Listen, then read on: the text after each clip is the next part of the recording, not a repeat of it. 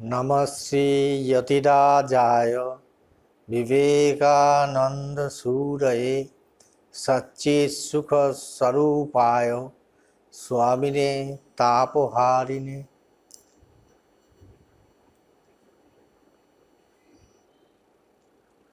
आज 12 জানুয়ারি 2021 সাল ইংরেজি মতে স্বামী বিবেকানন্দের শুভ জন্মদিন। সমুদ্র হিমাচল ভারতবর্ষে এই দিবসটি উদযাপিত হয় জাতীয় যুব দিবস হিসেবে। এই উপলক্ষে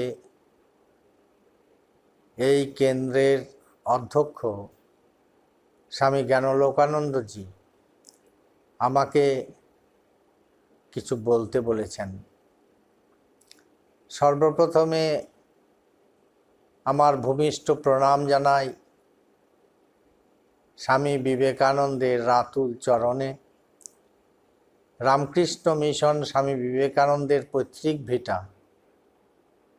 এবং সাংস্কৃতিক কেন্দ্রের সম্পাদক স্বামী জ্ঞানলোকানন্দজি, যিনি রামকৃষ্ণ মঠের অন্যতম ওচি এবং রামকৃষ্ণ মিশনের পরিচালন সমিতির সদস্য,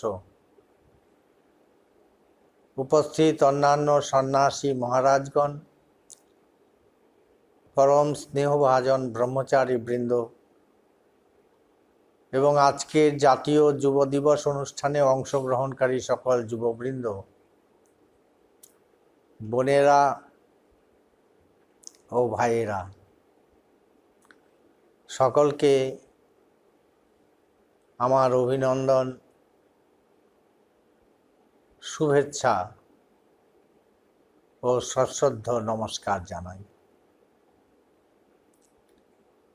স্বামী বিবেকানন্দ তার দিব্যদৃষ্টিতে দেখেছিলেন সারা পৃথিবী প্লাবিত হয়ে যাবে এক আধ্যাত্মিক প্লাবনে, আর বেলুড় মঠ হবে তার নার্ভ সেন্টার। স্বামীজি বললেন, India must rise, but it must sit at the feet of Sri Ramakrishna. আসুন আজ আমরা একটি সমীক্ষা করি। বর্তমান প্রজন্ম, বিশেষত যুব সমাজে স্বামীজির কি আবেদন, আকর্ষণ তথা প্রাসঙ্গিকতা। একবিংশ শতকে বিজ্ঞান ও প্রযুক্তি বৃত্তের মতো মানুষের সেবায় তৎপর। বিজ্ঞান ও প্রযুক্তি অভূতপূর্ব উন্নতি সাধন করেছে, কিন্তু তারা কি পেরেছে প্রত্যেকটি মানুষের অন্তরে দেবত্ব প্রতিষ্ঠা করতে? এখনো পর্যন্ত পারেনি। কারণ নিয়ত পরিবর্তনশীল জগৎকেই যারা সত্য মনে করেন, তাদের পক্ষে ওই রূপ কার্য সম্ভব নয়। সম্ভব হয়নি বলেই মানুষে বেড়েছে মানসিক দূরত্ব, হৃদয়ে জ্বলেছে লোভ, হিংসা, দেশ অশান্তির লেলিহান অগ্নি। এইভাবে যতই প্রযুক্তি ক্ষেত্র মানুষের দৈহিক ক্রিয়াকর্মের ভার এবং দায়িত্ব নিচ্ছে, ততই তারা অন্তরে অন্তরে মানসিক অস্তিত্বের সমস্যায় ভুগছেন।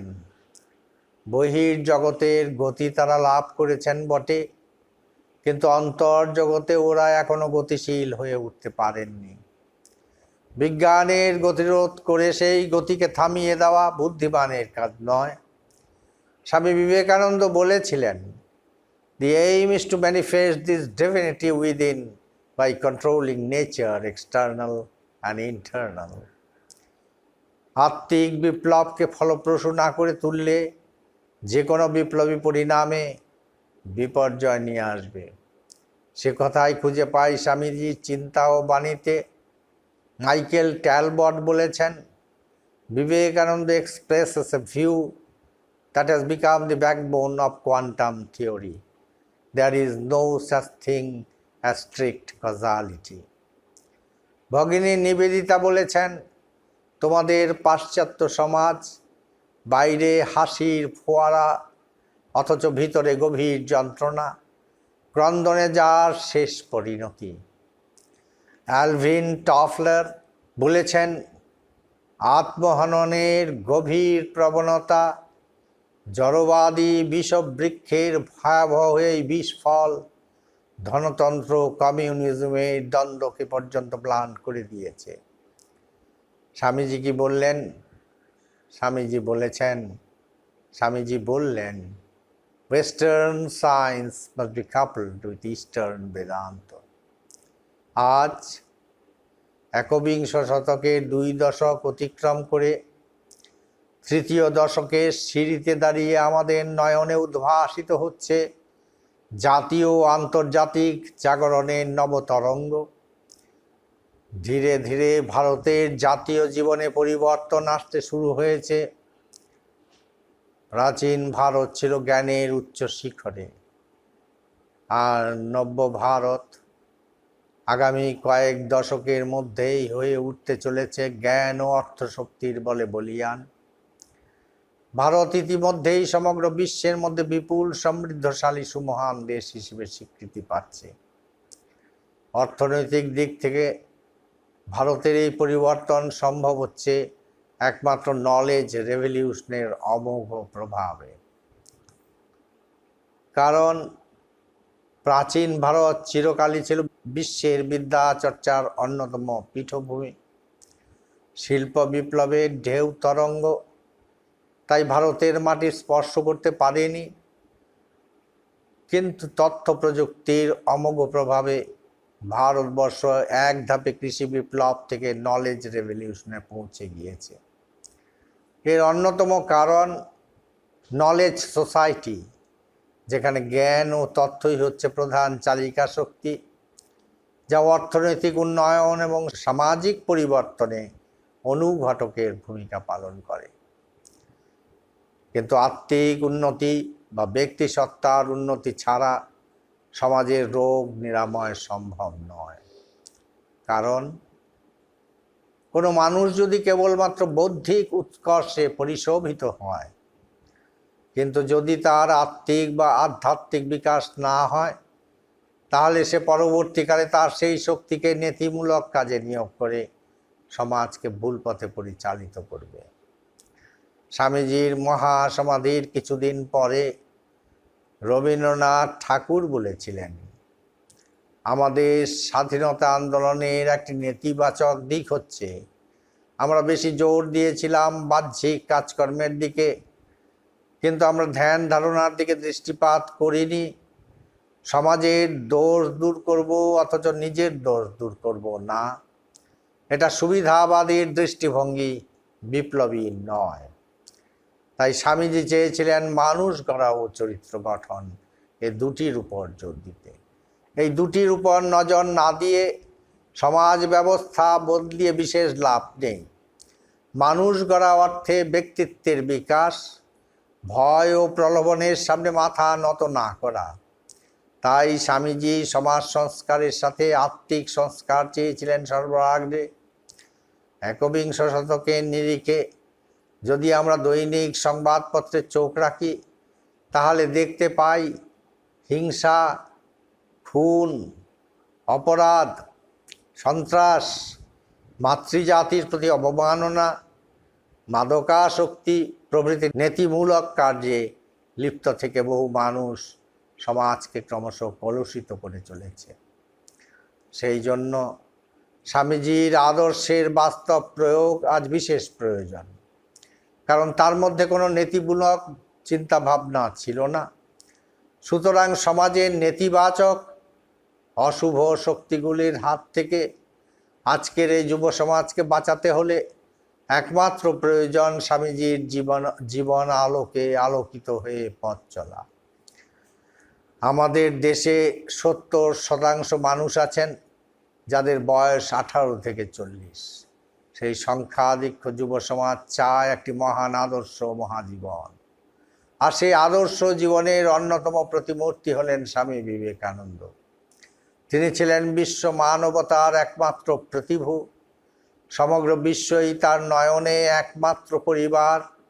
বিবেকানন্দের সমাজ ভাবনা ও সমাজ দর্শনই সমগ্র বিশ্বকে একই সুরে অর্থাৎ অদ্বৈত বেদান্তের সুরে বেঁধে রাখতে পারে। তাই তিনি ভারত তথা সমগ্র বিশ্বের কাছে অত্যন্ত প্রাসঙ্গিক।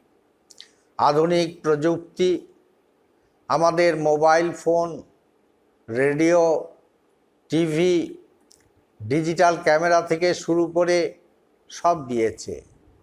এমনকি অফুরন্ত পণ্য সম্ভার নিয়ে দরিদ্রের ঘরে ঘরে পৌঁছে দিয়ে সমগ্র বিশ্বে গ্লোবাল ভিলেজ রচনা করেছে। শুধু মানব হৃদয়ে শান্তির কলস স্থাপন করতে পারেনি, আর ফলিত বেদান্ত, যাকে আমরা বলি প্র্যাকটিক্যাল বেদান্ত, তার অমৃত কলস মাথায় নিয়ে মানব হৃদয়ে প্রেম ও মৈত্রী স্থাপন করতে এগিয়ে এসেছিলেন কালের কান্ডারী স্বামী বিবেকানন্দ। মানুষে মানুষে ভেদ মোচনের একমাত্র ভাষা নিঃস্বার্থ প্রেম ও ভালোবাসা। স্বামীজি তার ফলিত বেদান্তের মধ্য দিয়ে সেটাই প্রতিষ্ঠা করেছিলেন। শিবজ্ঞানে জীব সেবা, এই ছিল তার ফলিত বেদান্তের একমাত্র অস্ত্র। এই অস্ত্র দিয়েই তিনি সমগ্র পৃথিবীকে জয় করেছিলেন। তাই তিনি আজও অনেক অনেক বেশি প্রাসঙ্গিক গতকালের চাইতে। আজকে পৃথিবীর চেহারা পাল্টে যাবে যদি globalisations of economy, environmental awareness, creativity and innovation, এই ট্রেন্ডগুলি যুব সমাজ বহিঃপ্রকাশ করতে পারে। কারণ জ্ঞান ও প্রজ্ঞার উৎকর্ষ ছাড়া একবিংশ শতকে সম্পদ সৃষ্টি বিপজ্জনক। তাই স্বামীজি বললেন, the education which will produce more pleasure, more food, will become glorious at first. Then that will degrade and degenerate. Along with the prosperity will rise to white heat, all inborn jealousies and hatreds of human race. Competition and merciless cruelty will become the watchword of the day. তাই আজকের এই অশান্ত বিশ্বে মানব হৃদয়ে শান্তি স্থাপনের উদ্দেশ্যে নানা সংগঠনের মাধ্যমে যোগগুরুগণ প্রচেষ্টা চালাচ্ছেন। বহু মানুষ উপকৃত হচ্ছেন তাদের উপদেশ ও যোগ শিক্ষায়। এই সকল আধুনিক আধ্যাত্মিক গুরুগণের যিনি মূলকৃত এবং আধ্যাত্মিক প্রবাহের যিনি উৎস প্রাণ পুরুষ, তিনি হলেন শ্রীরামকৃষ্ণদেব এবং তার প্রধান অনুগামী স্বামী বিবেকানন্দ। শ্রীরামকৃষ্ণ সমগ্র বিশ্বকে আধ্যাত্মিক অমৃত পরিবেশন করবার জন্যই তার সবচেয়ে প্রিয় শিষ্যটিকে সমুদ্রের ওপারে প্রেরণ করেছিলেন। ব্রিটিশ ভারত তত্ত্ববিদ শ্রী এল ব্যাসাম স্বামী বিবেকানন্দ সম্পর্কে বলেছেন, আগামী শতাব্দীগুলিতে তিনি বর্তমান পৃথিবীর অন্যতম প্রধান রূপকার হিসেবে স্মরণীয় হয়ে থাকবেন। শঙ্কর ও রামানুজের মতো মহান আচার্যদের তিনি সমকক্ষ। কবির, চৈতন্য, দক্ষিণ ভারতের আলওয়ার, নায়নামার প্রমুখ সাধুসন্ত, যাদের প্রভাব কেবলমাত্র আঞ্চলিক, তাদের থেকে বিবেকানন্দ নিঃসন্দেহে অনেক বেশি গুরুত্বপূর্ণ ব্যক্তিত্ব। বিবেকানন্দ হলেন স্ট্যাচু অফ লিবার্টির মতো। তাই আগামী কয়েক শতক ধরে আকাশে বাতাসে অনুরণিত হবে বিবেকানন্দের সেই অমর আহ্বান, arise, awake and stop not till the goal is reached. Beijing বিশ্ববিদ্যালয়ের বিবেকানন্দ অনুরাগী অধ্যাপক হুয়াংজিন চুয়ান বলেছেন, চীন দেশে স্বামী বিবেকানন্দকে আমরা একজন ধর্মীয় নেতা মাত্র মনে করি না, আমরা তাকে আধুনিক ভারতবর্ষের একজন সর্বশ্রেষ্ঠ সমাজ সংস্কারক হিসেবে দেখি। ভারতবর্ষে তিনি সর্বপ্রথম সমাজতন্ত্রের কথা বলেছেন। ভারতবর্ষের বহু বিপ্লবীদের কাছে তিনি ছিলেন প্রেরণার উৎস। বর্তমান চীনে বিবেকানন্দ ভারতের সর্বশ্রেষ্ঠ দার্শনিক ও সমাজসেবী রূপে পরিচিত। তার দার্শনিক এবং সামাজিক চিন্তা ও বীর্যদীপ্ত দেশপ্রেম কেবল ভারতের জাতীয়তাবাদী আন্দোলনকেই উদ্বুদ্ধ করেনি, পৃথিবীর অন্যান্য দেশকেও ব্যাপকভাবে প্রভাবিত করেছিল। ইপি চেলিসাপ সোভিয়েত রাশিয়ার আধুনিককালে অন্যতম শ্রেষ্ঠ বুদ্ধিজীবী, বিবেকানন্দ গবেষক এবং একজন বিখ্যাত ইন্দোলজিস্ট।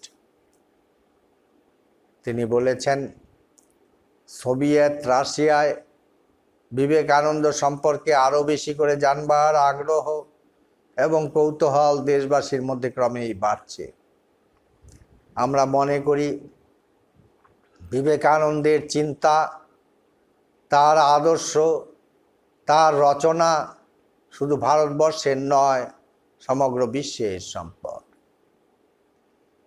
আমাকে দেশের এমন একজন যথার্থ সাম্যবাদীর নাম বলুন বিবেকানন্দ যার কাছে গ্রহণযোগ্য নয়। আমি তার সঙ্গে তর্ক করতে প্রস্তুত। তিনি ছিলেন শান্তি, সমন্বয় এবং বিশ্ব ভ্রাতৃত্বের মহান প্রফেট। কোনো ধর্মীয় সম্প্রদায়ের গোঁড়ামি বা সংকীর্ণতা তার ছিল না। তিনি ছিলেন একজন মৌলিক ভাবনা সম্পন্ন চিন্তানায়ক, স্বচ্ছ উদার মানবপ্রেমী। তিনি ছিলেন অসাধারণ এক দেশপ্রেমিক, এক বরেণ্য গণতন্ত্রপ্রেমী এবং এক মহান মানবতাবাদী। তিনি তার দেশবাসীকে ঔপনিবেশিক শৃঙ্খল থেকে মুক্তির পথ দেখিয়েছিলেন। তিনি এই ভারতবর্ষে সর্বপ্রথম সর্বহারাদের আবির্ভাবকে স্বাগত জানিয়েছিলেন। নিজেকে একজন সমাজতন্ত্রবাদী বলেও তিনি ঘোষণা করেছিলেন। তিনি স্বপ্ন দেখতেন শোষণমুক্ত, শ্রেণীহীন, স্বচ্ছল এক নতুন সমাজ প্রতিষ্ঠা। অবশ্যই এই কাজ করতে গিয়ে ধর্মকে ব্যবহার করেছিলেন হাতিয়ার হিসেবে। এই নীতির সঙ্গে সাম্যবাদীদের কোনো বিরোধ থাকতে পারে না। ভারতের মাটিতে তো ধর্ম। তাই স্বামীজির মতো বিচক্ষণ সমাজনায়ক যদি ধর্মকে ভিত্তি করে নিপীড়িত, শোষিত, অবহেলিত মানুষদের সামনের সারিতে নিয়ে আসার চেষ্টা করে, তাতে দোষ কোথায়? বিরোধের অবকাশ কোথায়? শুধু স্বাধীনতা সংগ্রামে নয়, বিংশ শতাব্দীতে ভারতবর্ষে যে সর্বাত্মক জাগরণ হয়েছিল, তার প্রক্রিয়াকে সঞ্জীবিত ও অনুপ্রাণিত করেছিল বিবেকানন্দের বাণী ও আদর্শ। সোভিয়েত দেশের মানুষের চোখে রামমোহন রায় অথবা গান্ধীজির চেয়ে নতুন ভারত গড়ার স্থপতি হিসেবে বিবেকানন্দের অবদান বেশি বলে স্বীকৃত হয়েছে। সোভিয়েত জনগণ তাই বিবেকানন্দের প্রতি অসীম শ্রদ্ধাবান। বিবেকানন্দ তাই তাদের কাছে বড় কাছের মানুষ। এ যুগে শ্রীরামকৃষ্ণ বিবেকানন্দ আদর্শ সমস্ত পৃথিবীর কাছে গ্রহণীয়। তার ভাব, ভাষা, ভঙ্গিমা সবই যেন এক নতুন ছাঁচে ঢালা। তাদের ধর্ম কোনো প্রাতিষ্ঠানিক বিধিনিষেধের ঘেরাটোপে বাধা থাকে না। তাই স্বামীজি নিজের ভাবকে বারবার বলেছেন ইউনিভার্সাল রিলিজিয়ন, বিশ্বজনীন ধর্ম। এই বিশ্বজনীন ধর্মের মূল কেন্দ্র হচ্ছে ভগবান, যিনি মানুষ রূপে এই ধরাধামে অবতীর্ণ হন। মানুষকে শ্রীরামকৃষ্ণ বলতেন মানুষ কিনা মান আর হুশ। যার মান আছে, আত্মপ্রতিষ্ঠা আছে, আর আছে হুশ বা চৈতন্য, সেই যথার্থ মানুষ। শ্রীরামকৃষ্ণের তাই ভাবমুখের আশীর্বাণী, তোমাদের চৈতন্য হোক। এই মানুষ সেই যার বিবেক বুদ্ধি রয়েছে, নিত্য অনিত্য পদার্থের সম্বন্ধে স্পষ্ট ধারণা আছে। তার সঙ্গে আছে সেই ধারণাটিকে কর্মে পরিণত করার প্রচেষ্টা। রামকৃষ্ণ বিবেকানন্দ ভাবধারায় তাকেই মানুষ বলে। মানুষ তো মূলত ঈশ্বর। Each soul is potentially divine. রামই হোক, রহিমই হোক বা জোসেফ, মানুষের ধর্মের সারবস্তুতে কোনো ভেদাভেদ নেই। The goal is to manifest that divinity within. এই সেই ডিভিনিটি যার মধ্যে সম্প্রদায় আছে, সাম্প্রদায়িকতা নেই। স্বামীজিকে যারা ভালোবেসেছেন, যাদের মধ্যে তিনি বিখ্যাত হয়েছেন, বিশেষ করে পাশ্চাত্যে, তারা খ্রিস্টান।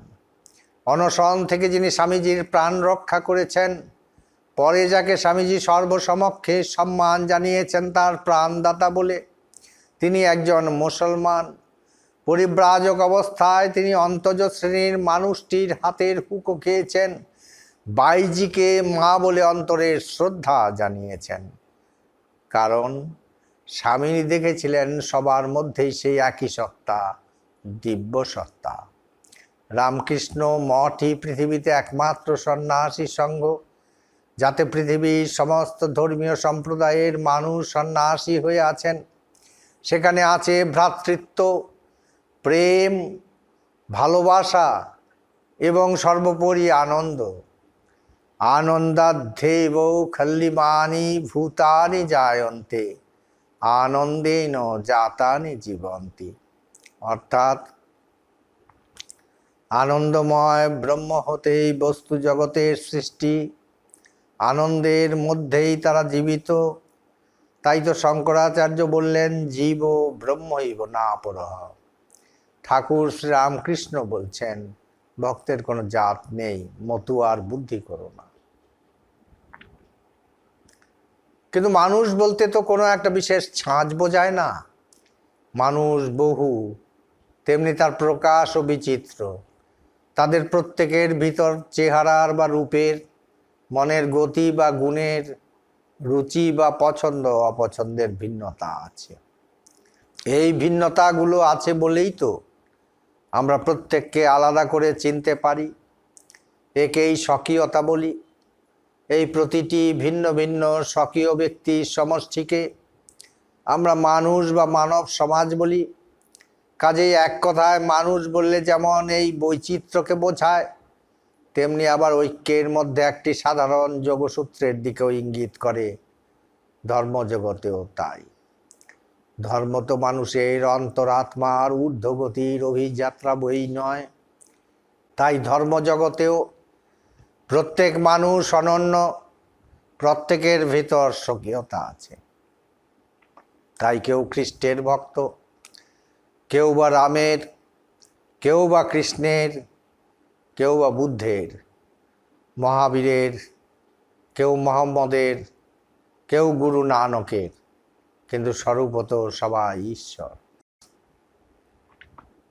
সীমার মাঝে অসীম তুমি, বাজাও আপন সুর, আমার মধ্যে তোমার প্রকাশ, তাই এত মধুর। অথবা বলতে পারা যায়, জীবনে জীবন যোগ করা, না হলে কৃত্রিম পণ্যে ব্যর্থ হবে গানের পসরা। ঈশ্বরের নানা স্বরূপের কথা আর ধর্মে মতান্তরের কারণ বোঝাতে আরও একটি গল্প বলতেন শ্রীরামকৃষ্ণ। বলেছেন একটি সুন্দর জানোয়ারের কথা। সেই জানোয়ারটি একটি গাছের উপরে আছে। ক্রমে একজন বললে আরেকজনকে, ভাই, অমুক গাছে একটি লাল রঙের জানোয়ার দেখে এলুম। সে লোকটি বলল, আমিও দেখেছি। তা সে লাল রং হতে যাবে কেন? সে যে সবুজ রং। আরেকজন বললেন, না না, সে সবুজ হতে যাবে কেন, কালো ইত্যাদি। শেষে ঝগড়া। তখন তারা গাছতলায় গিয়ে দেখে একজন লোক বসে। জিজ্ঞাসা করায় সে বললে, আমি এই গাছতলায় থাকি, আমি সে জানোয়ারটিকে বেশ জানি। তোমরা যা যা বলছো সব সত্য।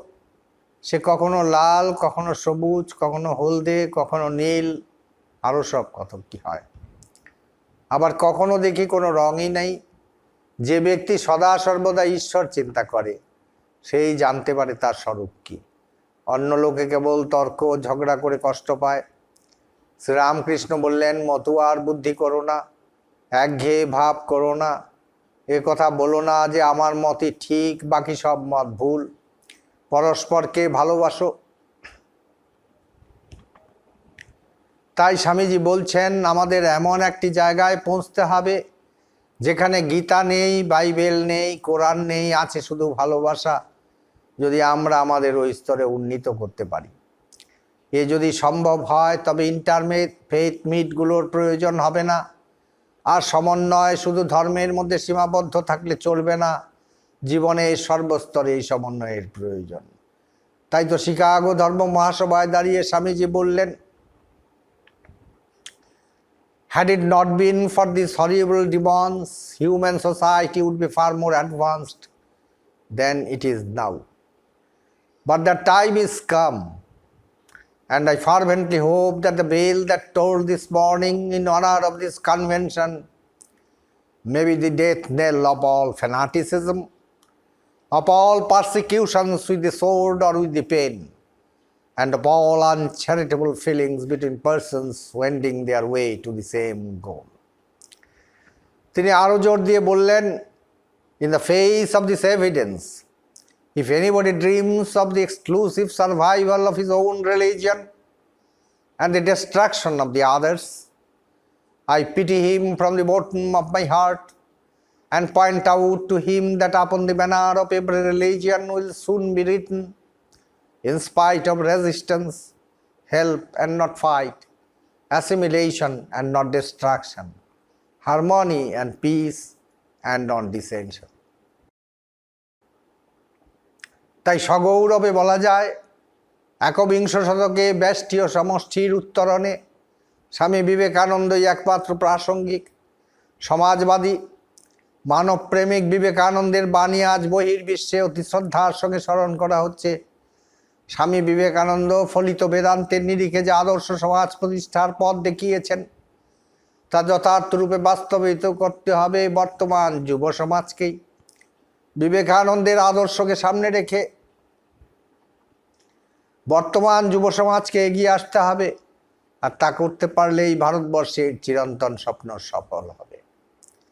তাই আসুন আমরা স্মরণ করি কবির কথা, ভারতবর্ষ আবার ধর্মে মহান হবে, কর্মে মহান হবে, নবদিনমণি উদিবে আবার পুরাতনে পুরবে, ভারত আবার জগৎ সভায় শ্রেষ্ঠ আসন লবে। আর সেখানে ভারতবর্ষের যুব সমাজ জাগ্রত হয়ে এক নতুন দিশা, এক নতুন ভাব, এক নতুন উদ্দীপনা নিয়ে স্বামী বিবেকানন্দর মশাল হাতে সারা পৃথিবী জয় করবে। আপনাদের অসংখ্য ধন্যবাদ এতক্ষণ ধৈর্য সহকারে আমার কথা শুনবার জন্য। আমি ধন্যবাদ জানাই স্বামীজির পৈতৃক ভিটা এবং সাংস্কৃতিক কেন্দ্রের যিনি অধ্যক্ষ স্বামী জ্ঞানলোকানন্দজি মহারাজকে এই উপলক্ষে আমাকে স্মরণ করবার জন্য, আপনাদের কাছে কিছু বলবার সুযোগ দেওয়ার জন্য।